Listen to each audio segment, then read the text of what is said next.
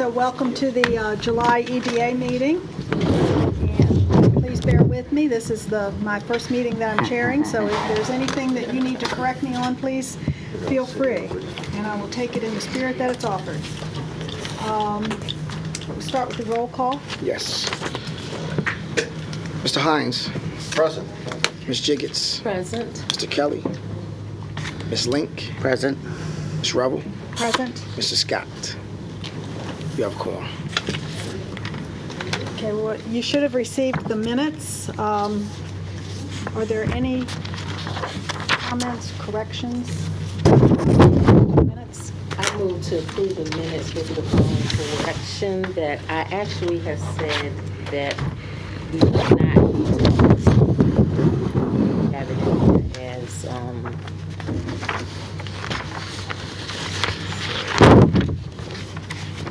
monthly financials should be voted on, and actually should not be voted on. That would be the correction. Madam Chair, Yes. I believe that the spirit of what she's asking for is correct. I believe, if you can correct me if I'm wrong, but I believe our attorney said we can either vote or not vote on that particular item. If we We're actually didn't, at the point I guess, of what I actually said. right, I understand that. I understand that. So I think I would second the motion for the minutes to be approved with that change. With the correction, as I actually stated. But I do have a follow-up question, Madam. Okay. Any other comments, questions? There's a motion on the floor. All in favor? You got a roll call. Oh, I'm sorry. Roll That's call. all right. Mr. Hines. Yes. Very clear. Ms. Jiggets. Doesn't repeat. Ms. Jiggets. Yes. Ms. Link. Yes. Ms. Rubble. Yes. Minutes are approved. Madam Chair, Yes. I do have a follow-up question on that. So I just want to make sure for us to understanding, do we have to vote on them, or could we just not vote on them and just make it more of an info item? Is that the question that you had? I don't have a question. What we'll do going forward is we will file the financials for audit. We'll file the financials with the secretary for audit. And the reason we will not vote on them is because it protects our board, just in case we were to go to court. We can never say unequivocally that everything in the financials has been audited per month. That happens once a year, and then we will vote on our external audit report. Okay. Does that Thanks. answer your That Yeah. makes very good sense. Thank you. That's the board's determination. Someone is next. Okay. So, question from the secretary. Yes. So does that mean we are not going to vote for the financials as we see it for this meeting? Should the board decide that is how they want to proceed? Certainly they can. Okay. That means their report, their annual report will be the audited That's correct. report alone. Let me clarify. We'll still get our monthly financials for the meetings. Commissioners, you're still welcome to ask questions, and those will be fully vetted. But they will be filed for audit with the Secretary of the EDA, which during the audit process, they pull and look at all the financials anyway. And we always vote to approve or not approve our annual external audit report. Mr. Hines? Thank you. So are you saying that these would be presented to the board as information items only on a monthly basis?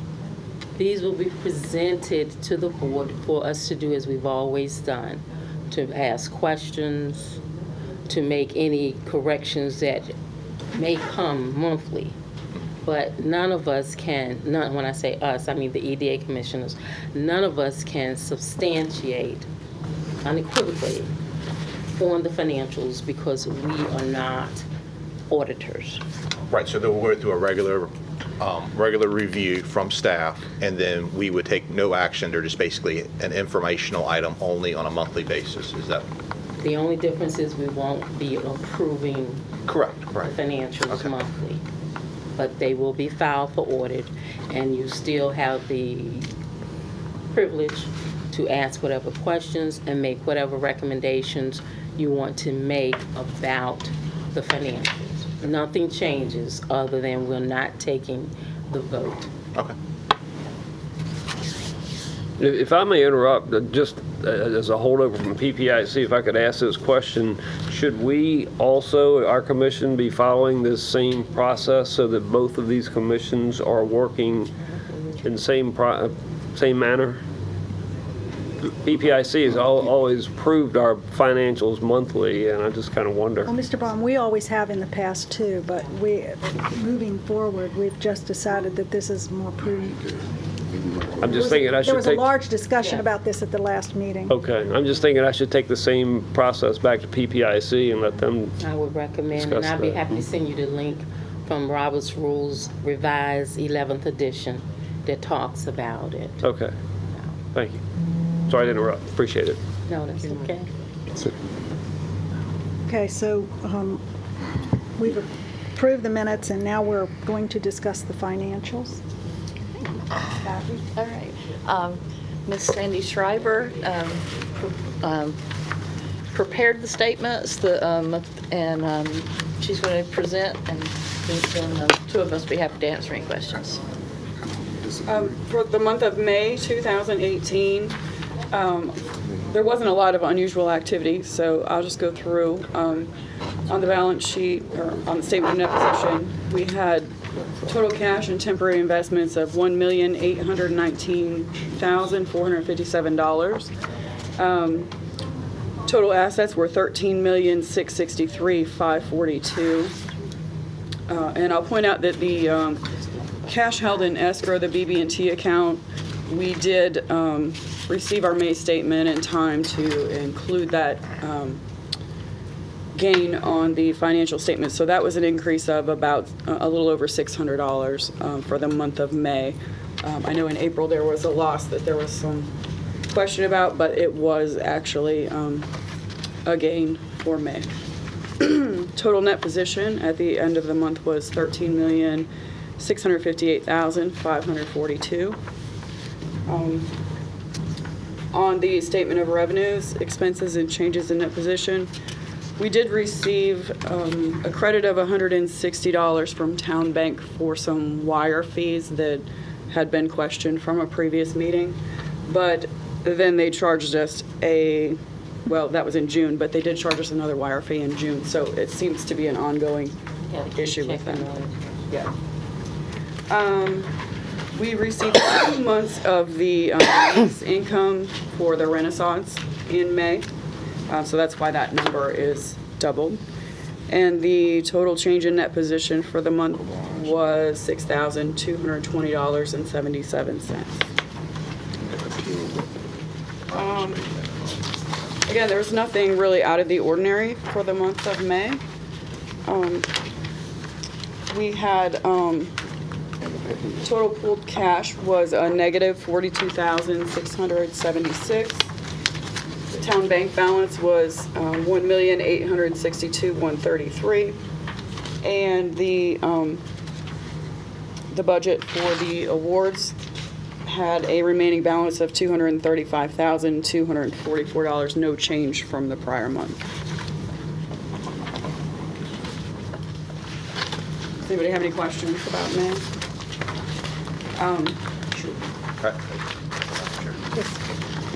Two items. One, and I know we actually voted for the Monumental United Methodist Church for them to have a longer period of time due to the extenuating circumstances.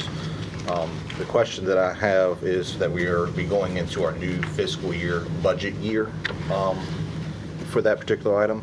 Is that something we would actually take out of our current July budget dollar amounts because we did go into a new fiscal year? Or is this something that we would want to, continue to book it for last year? Is that it? How would that, on y'all's financials, how would you want to handle that? Because it actually we encumbered the funds in a previous fiscal year, but we would actually be going into a new fiscal year probably by the time, or maybe even another fiscal year by the time they're in that position to take advantage of their grant that was approved. how would we want to handle that? Would that come out of our next budget year, or would it come out of this budget year with an encumbrance? If it was encumbered, Well, we're showing it as remaining to be paid. I'm seeing for the monumental. It's been restricted to. yeah, for then them. it should be in the restricted. Probably, I'm not as familiar with, with the situation, but from what you're describing, it sounds like we would restrict that cash, into the new, so for June 30, we would have a restricted item specifically for them. So we would have our budget of $300,000 and Right. then a restricted position of $21,470. So we would actually go into our new year with a $279,000 and change to be awarded. No, actually it's 235, because you all actually show it here. Okay. For the May. Are you looking at your May? I am looking at the May. Okay, and under available to be awarded for FY2. I'm talking about, would this, I guess the question or the will, I think we're probably looking at the will of the body here, because we would have a $300,000 budget going into July.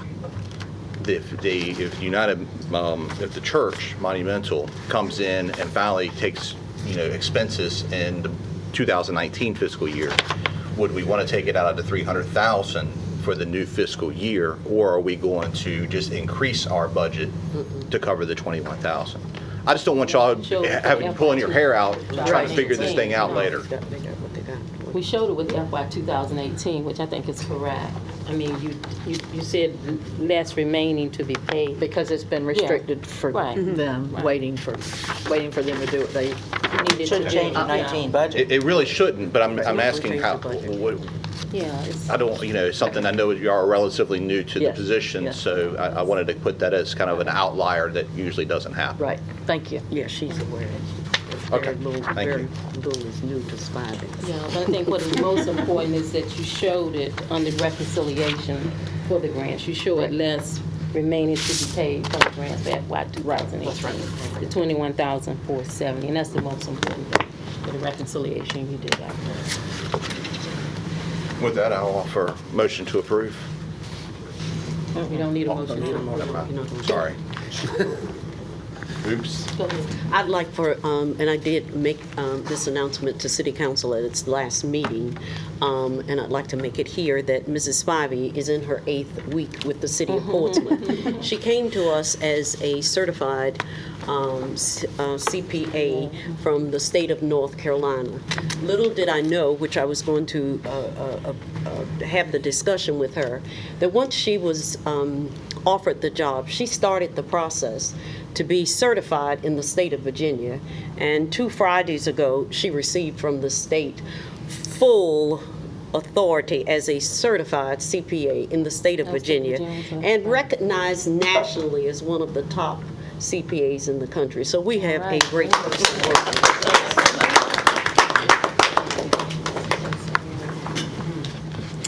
Okay. Don't give her the clocking day. Moving to old, Was there any more questions for the May report? I'm moving to the June one, too. But then she got to do the June. oh, okay. So for month ending June 30th, we had cash and temporary investments of $1,954,452. You'll notice on the statement of net position, the pooled cash is now 0 because you can't close out year end with a negative pooled cash, so I had to do a journal entry to transfer that between EDA and the general fund. Total assets at month end were $13,798,537. Net position, $13,729,906. On the statement of revenues, expenses, and changes in net position, we had, as I mentioned, we had that incoming wire fee that really should be credited back from Town Bank. We also sold the Academy Avenue property, so that had to be transferred in from the city, and then, of course, the sale of the property posted. So we transferred in at $448,150, which was the assessed value at the time of sale. And then, and of course, then showed the sale, the revenue from the sale, and the difference, what ends up showing as a loss.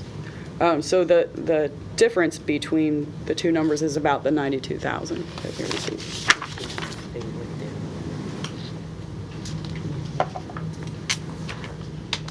So in essence, that increased the EDA's cash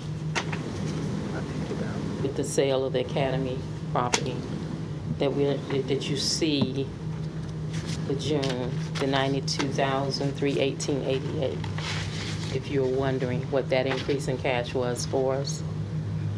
Yeah, Yes, if the city allows us to Well, that's keep what it. I'm looking at Mr. Moore for the discussion. So the discussion, if I can, Yes. Madam Chairperson, the discussion was at the time Say it. that the proceeds from that sale would be split. Again, it was $100,000 was the sale price. 50-50 would be $50,000 apiece. Certainly there are fees and closing costs, so on and so forth. But in speaking with city manager, certainly the EDA would recoup that $50,000, and then the $42,155, which I believe was the amount, would go back to the city. So your cash increased by $50,000. Now, they all just want to put it another caveat. The discussion was that amount would be readily available because of the expenditures with regards to the office space and the relocation. So we'll say that bill has been paid as well. So while you may see that come in, there will be a large going out. Going out. So you get Oh, we about know it, right. 1,000. Just like at home. Yes, exactly. Easy Come, easy go. So I just want to 2,000 extra. just want to notate while we're looking at financials, not approving, doing those different things. At the end of the day, there's going to be some large changes. That 50 will come in. You'll have 42 going out because of going back to the city, and then again you'll see the 48 and some change going out from that relocation. So you're really at about 1,000 some odd. Right, but when we discussed this back months ago, before we even we had the discussion and the decision was made, and as the EDA has asked, as we look at properties that are now all something is being done with them, there will be other opportunities for such split. And I had talked with the vice mayor, who is our liaison previous to this, shared with her, and she said that's just how we have done it. So you'll be getting money. so I guess my question regarding this is, we talked about it at one point, but there was the number, it was decided that the number would be determined later. It was never reported back that this was going to be a 50-50 split. So I think it would be wise for us to at least maybe set some parameters going forward if we're going to kind of work this way. Well, to where we we're not understand. saying that we're dealing with this right now. We're saying we're not putting anything in writing because tomorrow could change. But as we discussed, you all came forward with that ask prior to when you agreed that you would move. We don't know if there may be possibilities, and I think if there are possibilities, that there is other property sold similar to what with the Churchland Library that you all have actually moved from city over to you all, then considerations as discussions will be made. But nothing that is a rule or law that we're saying today, everything that comes in, the EDA is going to give 50%, city is going to be 50%. That was not the reasoning for such discussion. I think and I'll let the vice mayor speak, as she's long tenured in and with the EDA. I understand what you're getting at, but I think the fact of the matter is, it's not ever going to be up to the Economic Development Authority to set that tone. It will be up to the City Council. Thank you for your question, thank you for your suggestion, and we'll let you know, to be blunt about it. Approval. And just to Thank you for your bluntness. I don't know if I can work it in here, but I'm gonna try. A job I don't ask. Right. You know, obviously, we very supportive of the move, and you know, my perspective as to wanting to see the joint initiative, but certainly, I want to see, and if you need our help, I hope the EDA board goes along with this, that in terms of carpet or any other things to help make that space look Class A. I certainly hope that my fellow commissioners will join me in that, if you ever bring it to us, as well as bringing it to PPIC. We will make a list. Right. You know, because I did tour the space, and there were some, you know, some thoughts I had to give it even a nicer facade, Class A. You know, I think I shared with you about the glass double doors, and certainly carpeting, some nice carpeting. So, I mean, you know. Yeah. She likes some more plush carpet. Yeah, that is plush. She wants Pillows. She wants pillows under your feet. Want Type it of to thing. be private. Right. She wants pillows under your feet. Miss type. Diggett, you're on the high end of the whole. We will make a wish list. We will provide those, and I'm looking. especially since you're not approving financials. Make a wish list for the PPIC and the Mr. Barham is already here.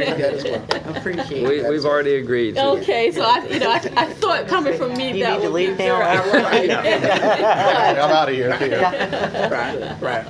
Certainly. Okay. Certainly. Is there anything else, Ms. Schreiber? Unless anybody has any questions, I don't have anything else. Any other comments? And that would, then the June will be filed for audit with the secretary. Thank you, Ms. Jiggins. Moving to old business, I'd like a report from, on the LIP program application approval from Ms. Lang. She and I worked on this for the last year or so, so she's going to comment on the application itself, which Mr. Moore and his staff have been diligently working on. Well, thank you, Madam Chair, and congratulations. And this would normally have been your job because I think there's a reason we don't let me speak too much, but this is phenomenal, and the business community at large is very excited about this. All of it looked great. I have one thing, and I think it's important, and the checklist for pre-application, and I think overall, we just missed it. Approval from Downtown Design or the Historical District approval.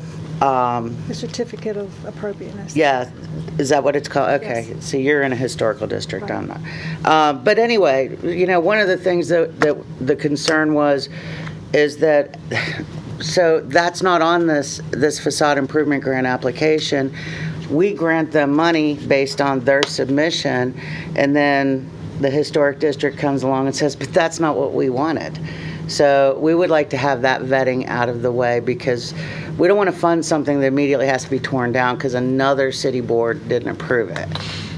So, as from a standpoint in staff's response, we did not necessarily exclude it in the application. It states that these loans and these grants do not preclude you from obtaining all necessary approvals, including DDC, HPC, building permits, zoning permits, and so forth. What that does do, simply from a staff standpoint, is add a layer to the approval process before it comes to you. Now, speaking strictly from a staff standpoint,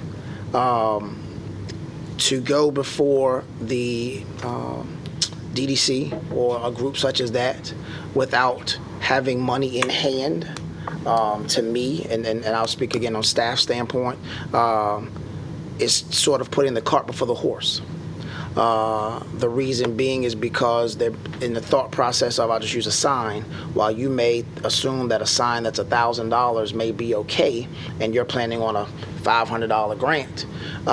You may attend one of these board meetings and find out that the necessary sign to be approved is $5,000, and that's a whole different setup than what you had. That process can be lengthy at times as well. So I think that it puts those individuals that would like to apply, especially in downtown, as opposed to individuals who are not in downtown, in a situation to where they may not apply for these grants. But that's, again, that's the staff. We certainly will do whatever the board would like, but we took that out to make it easier for the approval standpoint. You're walking in now, cash in hand, and it's different. Because if you come in and you're approved for $25,000, for example, but you go out and then you go to this meeting and you've been told you got to do A, B, and C, you can adjust said budget in your mind because I've been approved for $25,000. Whereas not having that cash in hand, again, I think puts them in a different situation. Again, that's just staff. That's just what we've seen with You never write the staff. check till they've already paid for it anyway. Exactly. They've got to That's pay your ace in the for hole. it. So and even the development agreement states that they have to have those approvals. So I think putting that early, because again, it ultimately comes down to we still don't control EDA. The economic development does not control the information that they're given when they even go to apply for these things. Because I think what has happened is certainly there have been opportunities and situations to where individuals have done the work, not known they were in DDC, done the work, and after we're doing the after-fact approval. Putting it in your application doesn't necessarily change that fact. Let me ask the question so I can, if I'm following correct, and I had just a brief conversation late yesterday.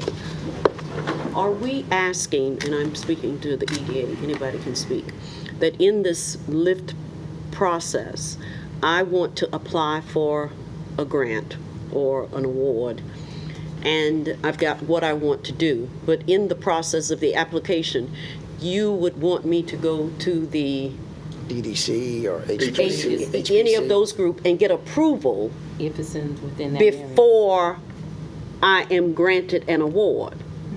Correct. Well, I would have wasted my time I disagree. if, I'm speaking only from me. Okay. And the process that we have used in the past. This is my project. You want me to go into this group, which takes a long time, that group, which takes a long time. And when I'm saying a long time, it's based on what I'm trying to do. And they don't meet, they put on their agenda what things they want on the agenda. That's not dictated by any of us. With that said, before I can put my application, you want them to approve my project and you may not award me the grant? That would be a waste of my time. Well, can I respond? Go ahead. During the design process, we're only talking about those properties that are located in either a historic preservation area or an area that comes on a design review. Downtown design, Downtown design review. Now, I look back at some of our applications. If you go back to 2016, when we had a facade improvement grant application, as part of the documentation, there was a copy of the certificate of approval from the design review. And obviously, what we want to make sure happens is that they don't put money there and then they find out that the products they used did not comply with the criteria for the Historic Preservation District or the Downtown Design Review. May I Yes. interject as a business owner? It's not always clear to the business owner what the process is. So if the business owner comes to us and gets approval for their project and they don't have the necessary, it is possible for them to do the work and for us to award the money and then for them to find out, oh, I had to have this approved. From a business owner, I would rather know upfront that I have everything I need before I apply to get the money. That's just me as a business owner. May not even, Right, so, Mr. Ashby, he has it. See? Madam Chair, the only thing I would just call back to your memory is, as much as that may be a valid perspective for some, you will recall this body has dealt with the perceptions of hindrances to the new business process. So while your intentions may be great, you may now be deemed as a impediment to the development process. That's the Ms. Lane. Then I have a suggestion. I think that part of this should be an acknowledgement by the person applying for the grant that they understand that they're in the downtown design district or they're in the historical district, and that approval of the grant does not necessarily mean approval from those bodies, and that anything that's not in compliance will not be supported in a change. I don't know what the wording should be, but some sort of, I believe it says that already. I mean, you gotta have a sign permit, you gotta have all that stuff. It does say that on page 4 of the application. It is designed as a two-step process. You get your preliminary, I'm sorry. That's okay. That's Okay, you get your preliminary approval because generally your first question is going to be, how much can I afford? Right, but we're just saying, and I have to go back to 2016 because I'm looking right at the application. And as a part of the application that was submitted to the EDA for approval, there was the State Historic Preservation certification of the property. And so it's really a matter of documentation, that's all it is, to make sure we, as a part of the application, at the appropriate time, we have a copy of that certification document. That, but because you will be vetting so many different applications, we just want to make sure that we don't end up with a situation where the finger is pointed back at the EDA and say, well, I should have known that I needed to have that certificate of approval from the Historic Preservation District or the Downtown Design Review before I use the type of materials that I use to take part in your local incentive grant program. That's all. I think we're coming from the same perspective. We're just making sure that documentation is in place and that the certificate of approval, historic-wise, is important. Mr. Moore. go ahead. One last thing I'm going to say. One, I think the application, or two. One, the application you're speaking of is the application for Mr. Chance for Dave Chance Photography, and he obtained a administrative approval because he was doing like for like. So that is. I'm talking about Pythian Castle. That is a. And Pythian Castle also came through. But I will say this: you have opened the board has certainly opened this up to the entire city. For a certain portion of the city, that process is not the same. It is longer. So that being said, if I could, Give me an example. if I come from Churchland, You don't have to. I don't have to have the downtown design review. That's understood. That's understood. But let me say this. So if we have a situation to where we received 5 applications from Churchland and 3 applications that need to go to downtown design, you may be out of money before those individuals for the downtown design can come and get an application and approval. I'm just pointing out that is where you are. I just want to point out, it is in the final application process that these things come out. I'm asking that we have some kind of acknowledgement in the pre-application process. We are not a substitute for DDC approval. We are not a substitute for historic preservation approval. Those are all things that are going to happen outside of us. We cannot help them on their timelines or anything like that. And so here it is in the final, after they've spent the money and then find out it's not right. We want them to understand that just because we spend the money and it's not right doesn't mean we can come back and give them a whole new bucket of money to meet those other requirements. That's correct. We call Mr. that Hines. Can I just clarify on that, though? The Full final disclosure. is a signing of the grant agreement, so that's before they've spent the money that they're entitled to be reimbursed for. So the process has been, come to EDA, get preliminary approval that, hey, we're going to provide you this loan, so you know how much you can spend on your design, on your improvements. Then you go get your permits, you come back to EDA staff, economic development staff. If everything's in order, you've got all your permits, you sign your grant agreement, then you can proceed with your work. And then when the work's complete, you submit receipts and get reimbursed. Mr. Hines. So am I hearing this correctly? As long as I think there's an administrative stop of this before they go through and do their work, which it sounds like there is, with the grant agreement. If we can make sure that whatever grant, it's in the grant agreement, that you are in a downtown design committee or HPC area, I think this whole discussion boils down to, from my standpoint, is I work for council, and I don't want our grant award to be a reason that they have to hear an appeal. That's just from where I'm sitting as one commissioner. So I think as long as we have an somewhere administratively that says you're in an HPC area, you need to make sure you get this approved prior to doing your work. I think somewhere in the beginning is where I think we're all kind of hung up on. Well, the Is that- reality of the That- situation is the applicant doesn't know the true cost of what they're trying to do until they get the approval of downtown design or HPC, if that applies to them. So if they want a true cost of the project, they need to know exactly what materials they need to use. That's my Absolutely. point. And I concur with that. We are all on the same page. If they come before that, well, actually, we are. Are there- And I'll say it this way, because when you're proactive business-wise, you want to have full communication and recognizing that during that process that is unique to certain businesses, we want to make sure that we've got full disclosure to that business as far as what may be required of them. It's sort of bringing the two hats together. And so that's why I said we're on the same page.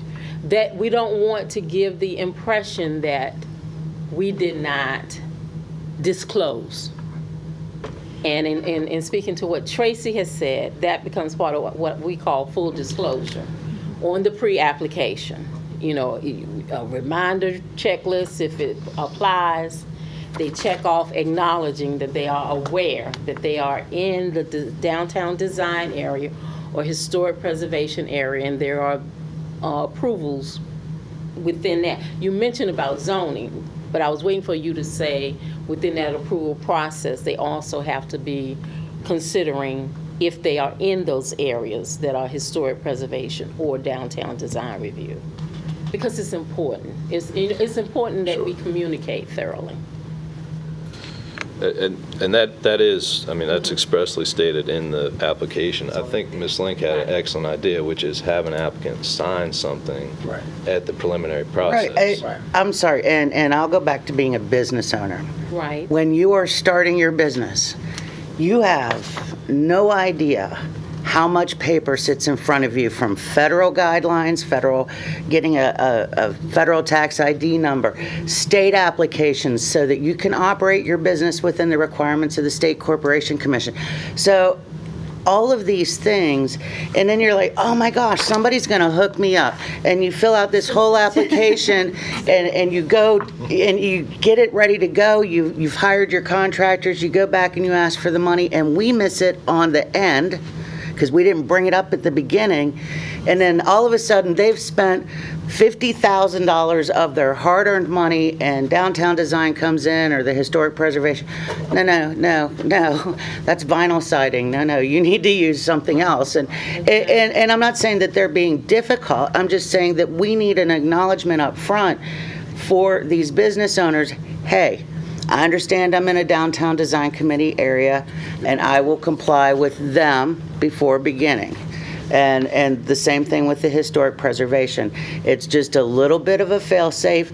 Sometimes having it in big letters makes it so that business people who have a multitude of things going on tend to remember. So, Ms. Lane, could I get you to put that in the form of a motion so that we can move on this item? And Well, Just for the benefit of clarity, so as I understand what the authority is asking for is a notice as part of the application process and an acknowledgement for anybody who comes in to discuss the application of whether or not they're in the downtown design or HPC district, understanding that they would have to comply with those rules, not for the purpose of application, but that they simply acknowledge you have to operate in accordance with those entities. right, and then if they're prudent, they will do their due Certainly. diligence first. Because I agree with Ms. Jiggets. The gold standard is maybe you've done that in advance and you have it to apply. But again, I think what everyone is saying is they don't want this to be an impediment to the application process, but they want to make sure there's early disclosure. That's it. That's it. And it allows the business owner to know the true cost of what it is they're trying to do. So it involves a little applicant education on the part of the staff up front, you know? Yes, 'cause we But don't- I think, like I said, just one, can you read this from here? Yes. Okay, so one big thing, I understand my business is located in a downtown design community or a historical preservation community, and I understand it is my responsibility to comply with those regulations as well for this grant. And actually, that document may actually already exist It does. through the committees for the historic preservation or downtown design review. So it's just probably just a matter of using their same acknowledgement form as with our package. So can we get this in the form of a motion and so that we can vote on it? I would like to see us make a kind of a disclaimer form on businesses seeking grant money for downtown design and historical preservation communities. Do I hear a One second? page up front that business owners know. Do I have a second? I'll second. Any further discussion? Just for clarity probably for staff more than anything. So is that something you're going to task Mr. Moore or maybe Attorney Miller to provide this language for us? And I would imagine this would be also as an administrative function, because we would just approve the applications on, Right. if they come to us from Mr. Moore, we would assume that this is now taking place at this point. Well, the form would be a part of the application. So there would the actually be a disclosure. form change in the, Yes. okay. Yes. Okay, Well, thank you. let me say this, with going back to 2016, we had that document, the certificate of approval from the state historic entity, and it was part of the application. And that, I mean, we want that. Yes. We want that. So I would say it has been disclosed in the past, maybe not formally like we are planning to do with the motion, but we've done it in the past because I pulled applications and we've done it in the past. Just one more. I'm not looking to make, I think this is beautiful, and I am so excited about this. And I don't mean to make, I just don't want something as important as that buried in the fine print. No offense to the attorneys at the table, but I want it to be up front where people can see it and people can say, oh yeah, I didn't even look at that yet. And so they have all these quotes to redo their business and change the whole front of it to this really great look, and they've never even contacted those people yet, so they don't know what the requirements are. This is just kind of a, Yeah, like I said. not buried in the fine print. The form exists Hines. already. My last question. Yeah. This is a matter of I guess you could say, order. Would we want to actually take this application for 355 Broad before we take this action? Because we're actually essentially changing our facade program again, and we really shouldn't hold 355 Broad to that same exact standard as us making this change. 355 Or- Broad. or- Well, let me say, So I'm just asking, is there a matter of? 355 Broad, is, we've discussed that with the owner. 355 Broad is doing all improvements that are like for like, so it's all administrative. Okay. As long as he puts back exactly what was there. And I don't recall a time where we haven't let the individual know that if they are in a historic district or needs DDC approval, that we haven't done that.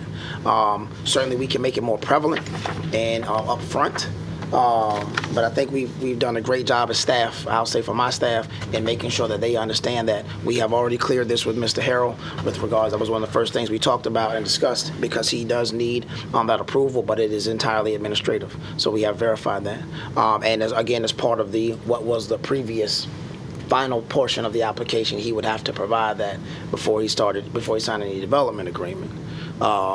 Fair enough. I was just asking, since we're changing our application, we don't need to take them in different orders, do We're we? not changing it. Like Well, I we said, are. it's- Well, actually, It is you a are. change. It is the actual change to the It was agreement. done, Pittsburgh and Council is a good example.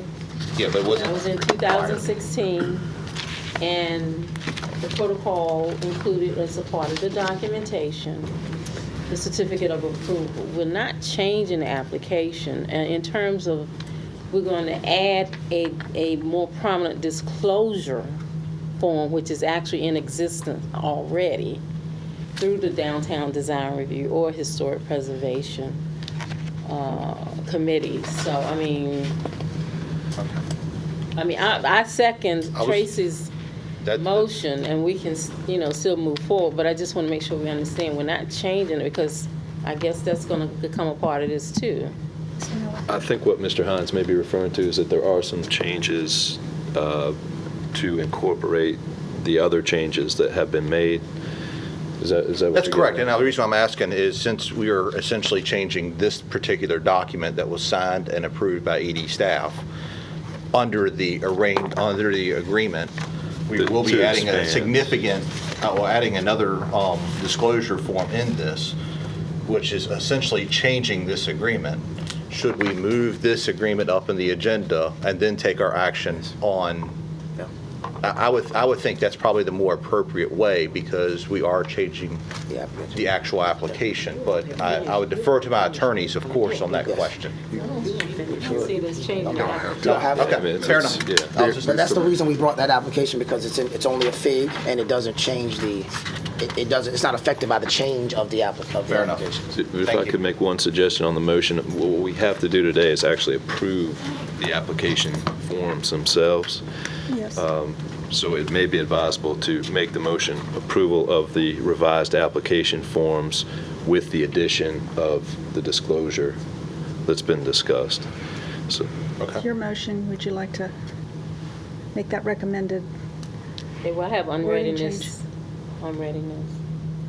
If we do it that way, how does that impact on us for, The Broad Street application? yeah, the Broad Street? Seems to me we would want to do that afterwards, because this was before that, and we shouldn't, Broad Street is a submitted application. right? I don't think, nor do I think is your intention to change the rules retroactive. That's right, that's right. So the motion merely goes forward from this point That's what I forward, this was- date Okay. forward, new That's right. applications. Right, not- that's- Okay. Not the ones you That's have right. in hand and in process right now. That's right. You won't be changing the process for folks who have already submitted. Right. That may not be in front of you today, but may be in the ED office. It will be all matters going forward.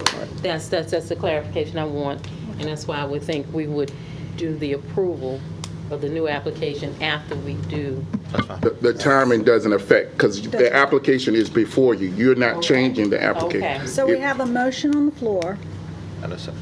and a second. You want to I didn't know she needed to restate the motion or not. Just that we include a disclosure for grant applicants to acknowledge that they're in downtown design or historic preservation district prior to going into the application process, and that a grant from EDA does not meet an approval of any of those. So we have a motion and a second. Let's take a roll call to, Mr. Hines, Yes. Ms. Jiggets, Yes. Ms. Link, Yes. Ms. Rebel. yes. Motion carries. Whew. And I think we still need to just have a motion saying that, motion to approve the forms, the revised forms. Oh, yes. Yes. You want to still vote on these too, right? Okay. Well, I do, I have a motion to approve the forms as submitted, with the exception of the change we one just- disclosure. yes. Can I have a second? Second. Roll call, any discussion? I think we had Roll enough. call. Mr. Hines, Yes. Ms. Jiggets, Yes. Ms. Link, Yes. Ms. Rebel. Yes, All right, motion carries. okay. New business, Mr. Moore. Right, I'm all spun around now. Did I grab? No, you got it. Sorry, I got it. Robert. I got it. Office move. I think we talked about the office move. Certainly, again, thank you to the EDA for all the assistance in getting that done. We are excited to be in the new space and for the expansion that we are doing as a staff and the services we can provide as a staff for the city. So, again, thank you for that. We could go into the FIG application if that's right. So you have before you today, well, since we're talking about ZIP applications and FIG, we have 355 Broad Street. This application was submitted by Mr. Evan Harrell of 355 Broad LLC. Mr. Harrell is bringing his business from Norfolk. It's called Quantum Sails. They actually build sails for boats. He is locating his business here at 355. He is looking to replace some brick and mortar, pressure wash, paint, replace windows, window frames, and doors, install other trim, including some ornamental trim as well as gutters and downspouts. It's a pretty straightforward application. He will be refurbishing the entire building. The cost will be well above the grant that you all have here today. He will come back later for the facade, the interior build-out grant now that the amounts have changed and once we change the application. But this will be a full-on refurbishment, well over $100,000 total when this project is done. You can see this building from all four sides because of its location on near the corner of Broad and Detroit. So he will be rehabbing the entire building. The amount in front of you today, plus the 15% contingency fee, comes up to be $23,502 for the facade improvement grant. We have spoken again to him regarding the DDC approval or the historic preservation approval, and he has spoken with the planning department, and everything that he is doing is administrative, again, because it will be like for like. So we are asking today for you all to approve this application as submitted. First and foremost, fantastic bringing us a new business on top of a facade improvement. Any idea number of employees at this point? Hi, so Mr. Harrell. I'm Evan Harrell. That's my building. Fantastic. Thank you for coming to Portsmouth. Oh, pleasure. Yeah, so I'm from Norfolk. I'm moving over, and glad to be here. So right now it's just me. I'm gonna be hiring my first employee as soon as I can open, and then I think I'll probably have about 10 pretty shortly after that. And then as expansion goes, I hope to be a big player. So. Fantastic. Thank you for being here as well. And Yeah, thank you for your patience. You're sitting through all of this. This yes. is great. Yeah. Thank you. Do we know how old that building is? 1927. Something told me, I knew it wasn't the 40s, so it's 1927. Do we know what it was at one time? So the story that was given to me was the upstairs was a boarding house, and so the upstairs has just a shotgun hallway with bedrooms off to either side. You can see the symmetry of the windows. Each of those is its own room. Downstairs, it's divided into 2 units with a wall down the middle. When I got it, it had been a variety store, and it had a bunch of just hoarder stuff in it, just full of junk. And the door to your left is a small office. I think they'd use that as some sort of studio or something. But I'm going to eventually combine both units downstairs to make one big open production floor. What are you going to do upstairs? Upstairs, I believe I'll live in it eventually. Fantastic. It's great. It's a great project. 1927. And would all sides that are, because I drove past, all sides will be addressed in this facade improvement grant as well? Any I'd like to further make a- questions or discussions? I'd like to make a motion to approve. Do I hear a second? All right. Mr. Hines? Yes? Ms. Jiggets? Yes. Ms. Link? Yes. Ms. Rebel? Yes. Motion carries. The next item was the 3215 Academy Avenue. That was to discuss the closing and the monies associated, so we have discussed that previously. We do not have any closed items. Okay. So, open meeting, are there any commissioner comments? Do round robin here, Mr. Hines? I do, actually. I actually had two items, one of which I'm actually going to send you an email on, because I believe we need to probably study this a little bit. Okay. So just be looking out for an email. The second item, and during this budget formation of the 19 budget, we had discussed setting aside $25,000 for the historic stone project. I believe the Portsmouth Heritage Initiative had started that project, and naturally, it was an idea that was born in this body, actually, at a retreat about 5 years ago, and it is something I think we should look at supporting. So I would like, if you and maybe staff could get together, see what our next steps are about that, because I would like for us to continue moving on that project, because it's got some good momentum, but naturally, as fundraising may dwindle, we may lose that momentum as a city. So that would be something I'd like for us to look at. And excuse me, Mr. Kelly, who is the main force behind that project, sent me an update on that, which I will share with you, Mr. Moore. And maybe we can discuss this at the next meeting. Yeah, it's something maybe for you and the staff to talk about. I naturally can't dictate anything Yes. to staff, but All right, members of the EDA, I would suggest that this decision, not or vote or nothing, be made today.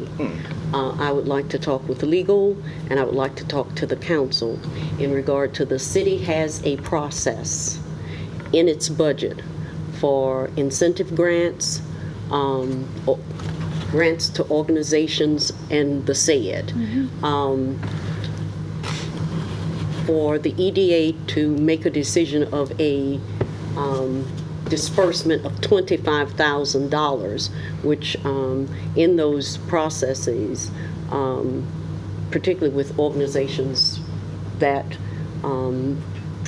provide cultural arts programs to schools, I would not want public dollars to be expended without council's concurrence for an individual who sits on the board and is asking or had to have asked or put forward for consideration of that amount of public dollars to be awarded to a project.